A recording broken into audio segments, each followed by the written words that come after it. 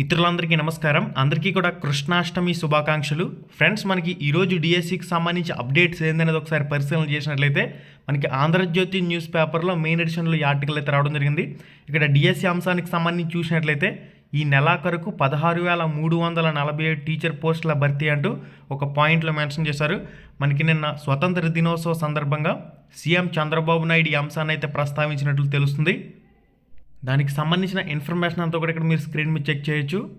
16,347 పోస్టుల భర్తీతో మెగా డిఎస్సిని నిర్వహించామని, ఈ నెలాఖరుకి నియామకాలు పూర్తి చేస్తామన్నారు. ఫ్రెండ్స్, ఏపీ డిఎస్సి వెబ్సైట్లో టెట్ స్కోర్ అప్డేట్ చేసే ఆప్షన్ అయితే ఇంకా తీయలేదు. టెట్ స్కోర్ ఏదైనా చేంజ్ ఉంటే దాన్ని అప్డేట్ చేసుకోవడానికి సంబంధించి ఏపీ డిఎస్సి వెబ్సైట్లో ఆప్షన్ అనేది ఇంకా మనకి అందుబాటులోనే ఉంది. ఎవరైతే టెట్ స్కోర్ ఎక్కువగా ఉన్న హాల్ టికెట్ నెంబర్ అప్డేట్ చేసుకున్నారో వాళ్ళకి సంబంధించి ఇంకా పెండింగ్ స్టేటస్ అని చెప్పేసి మాత్రమే చూపిస్తుంది. కాబట్టి ఎవరు కూడా కంగారు పడవలసిన అవసరం అయితే లేదు. మనకి నిన్న ఆగస్టు 15 హాలిడే కారణంగా వర్క్ ప్రాసెస్ అయితే స్లోగా ఉన్నట్లు మనకు అర్థమవుతుంది. కాబట్టి ఎవరైతే టెట్ స్కోర్ అప్డేట్ చేసిన క్యాండిడేట్స్ ఉన్నారో మీకు పెండింగ్ అని చెప్పేసి వస్తుంది. ఎవరు కూడా కంగారు పడకండి. దాన్ని క్లియర్ చేశారంటే ఆటోమేటిక్గా మీ టెట్ స్కోర్ అనేది అక్కడ యాడ్ చేసి ర్యాంక్ కార్డ్స్ అనేవి మళ్ళీ డౌన్లోడ్ చేసుకోవడానికి అవకాశం అయితే ఉంటుంది. అభ్యర్థులందరూ కూడా ఎవరికైతే పెండింగ్ స్టేటస్ వస్తుందో కాస్త వెయిట్ చేయండి.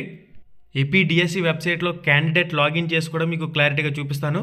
సవరించిన టెట్ మార్కులతో డిఎస్సి స్కోర్ కార్డుల విడుదల, టెట్ మార్కుల అభ్యంతరాల కోసం 15వ తారీఖు వరకు గడువు అని చెప్పేసి ఇచ్చారు. కానీ ఇంకా మనకి వెబ్సైట్లో టెట్ స్కోర్ అప్డేట్ చేసే ఆప్షన్ అనేది ఇంకా అందుబాటులోనే ఉంది. దానికి సంబంధించి కూడా క్లారిటీగా చూద్దాం. డైరెక్ట్గా మీరు క్యాండిడేట్ లాగిన్లోకి వచ్చి ఇక్కడ స్కోర్ కార్డ్ డౌన్లోడ్ చేసుకోవచ్చు. దాన్ని ప్రింట్ తీసుకునే అవకాశం కూడా ఉంటుంది. క్యాండిడేట్ లాగిన్ మీద క్లిక్ చేసి లాగిన్ చేసుకోండి. లాగిన్ చేసిన తర్వాత ఆటోమేటిక్గా వెబ్సైట్లోకి లాగిన్ అయిపోతారు. సర్వీసెస్ అనే ఆప్షన్ మీద క్లిక్ చేసినట్లయితే ఈ విధంగా రావడం జరుగుతుంది.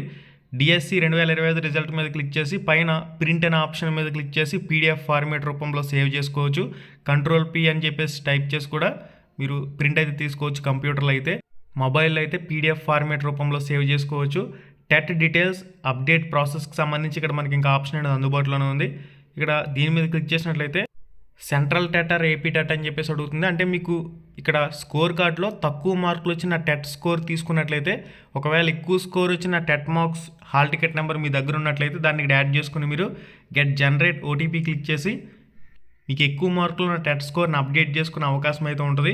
దానికి సంబంధించిన పెండింగ్ స్టేటస్ అనేది చూపిస్తుంది. కాబట్టి అభ్యర్థులు ఎవరు కూడా కంగారు పడవలసిన పని అయితే లేదు. దాన్ని అప్డేట్ చేసిన తర్వాత ఆటోమేటిక్గా మీకు స్కోర్ కార్డులు యాడ్ అవుతుంది.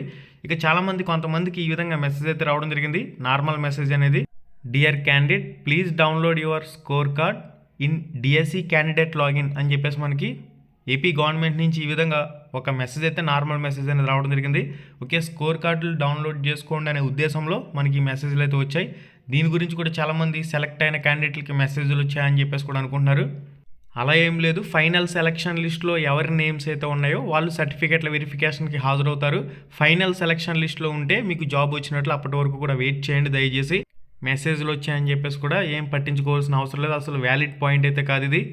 మనకి 16వ తారీఖు కృష్ణాష్టమి సందర్భంగా హాలిడే ఉంది. 17వ తారీఖు ఆదివారం సందర్భంగా హాలిడే వచ్చింది. కాబట్టి ఈ 2 రోజులు merit list, selection list process జరిగిన 13 జిల్లాలకు సంబంధించిన మెరిట్ లిస్టులు, 13 జిల్లాలకు సంబంధించిన సెలెక్టెడ్ క్యాండిడేట్లకు సంబంధించిన వివరాలు ఇవన్నీ కూడా 18వ తారీఖున వెబ్సైట్లోకి వచ్చే అవకాశం ఉంది. రావాలని చెప్పేసి కూడా అభ్యర్థులందరూ కూడా కోరుకోవాలి. ఫర్దర్గా ఏదైనా అఫీషియల్ స్టేట్మెంట్ వచ్చిందంటే మాత్రం తప్పకుండా తెలియజేస్తాను. ఫ్రెండ్స్, నిన్న మనం గెజిటెడ్ ఆఫీసర్ అటెస్టేషన్ అంటే ఏంటనేది మీకు అర్థం అవడానికి యూట్యూబ్లో ఒక షార్ట్ వీడియో అయితే చేశాను.